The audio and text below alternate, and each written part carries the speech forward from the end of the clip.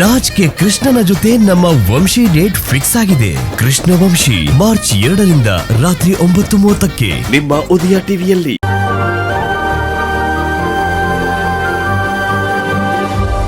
ಪರವಾಗಿಲ್ಲ ರತ್ನಮ್ಮ, ನಿಮ್ ಶಾಂತಿ ನಿಮ್ಗೆ ತುಂಬಾನೇ ಹೇಳ್ಕೊಟ್ಟಿದ್ದಾರೆ.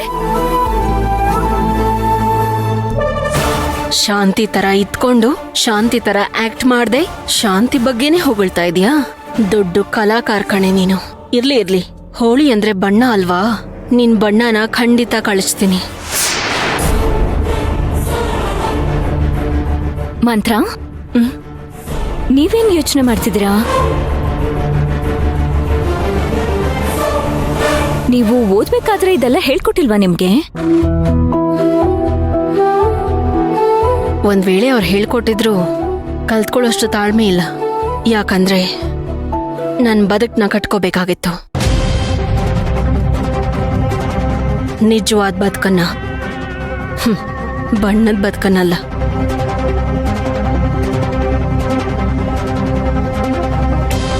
ಮಂತ್ರ ಆಗಿ ಹುಟ್ಟಿದ್ದೀನಿ, ಮಂತ್ರ ಆಗಿ ಬದುಕ್ತಾ ಇದ್ದೀನಿ, ಮಂತ್ರ ಆಗಿ ಬದುಕ್ತಾನೂ ಇರ್ತೀನಿ.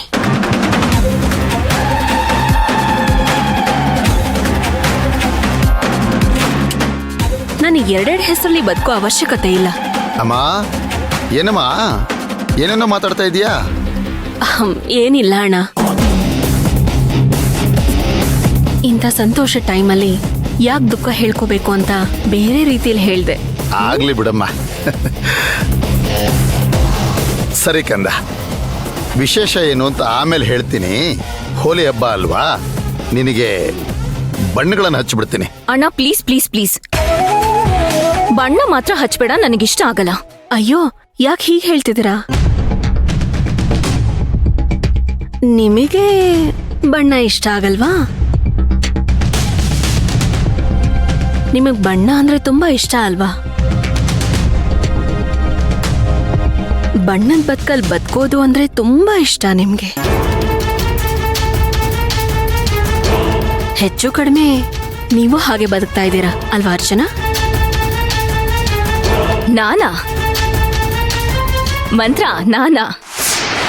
ಚೆನ್ನಾಗಿ ಜ್ಞಾಪಿಸ್ಕೊಂಡು ಒಂದ್ಸರಿ ಹೇಳಿ, ಯಾರು ಬದುಕ್ತಿದ್ದಾರೆ ಅಂತ.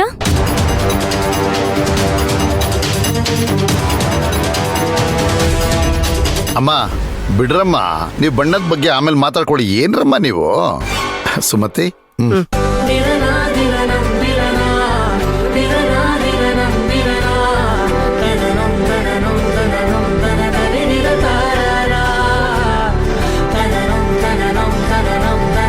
ಅಣ್ಣ,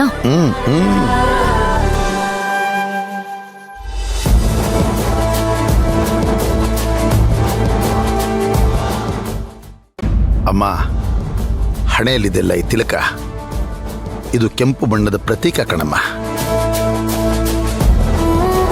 ಇದರಲ್ಲಿ ಪ್ರೀತಿ, ವಿಶ್ವಾಸ, ಶಾಂತಿ, ತ್ಯಾಗ ಎಲ್ಲ ತುಂಬಿಕೊಂಡಿರುತ್ತೆ.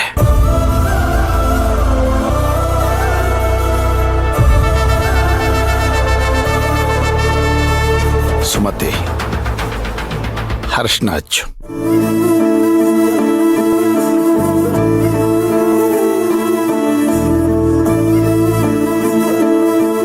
ಈ ಅರಿಶಿನ ಯಾಕೆ ಹಚ್ತಾರೆ ಗೊತ್ತಾ? ಇದು ಯಾವುದ್ರ ಸಂಕೇತ ಗೊತ್ತಾ? ಇದು ಹಚ್ಚೋದ್ರಿಂದ ಹೆಣ್ಮಕ್ಳುಗಳಿಗೆ ಕಾಯಿಲೆ ಕಸಾಲೆ ಬರೋದಿಲ್ಲ.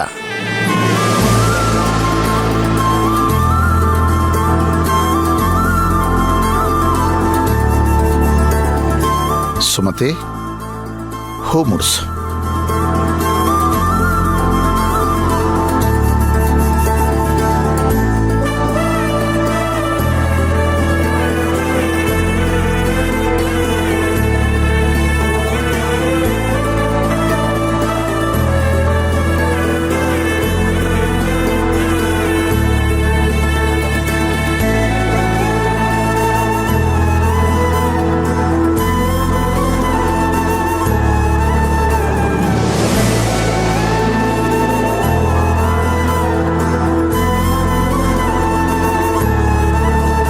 ಈ ಬಿಳಿ ಬಣ್ಣದ ಹೂ ಏನು ಹೇಳುತ್ತೆ ಗೊತ್ತಾ?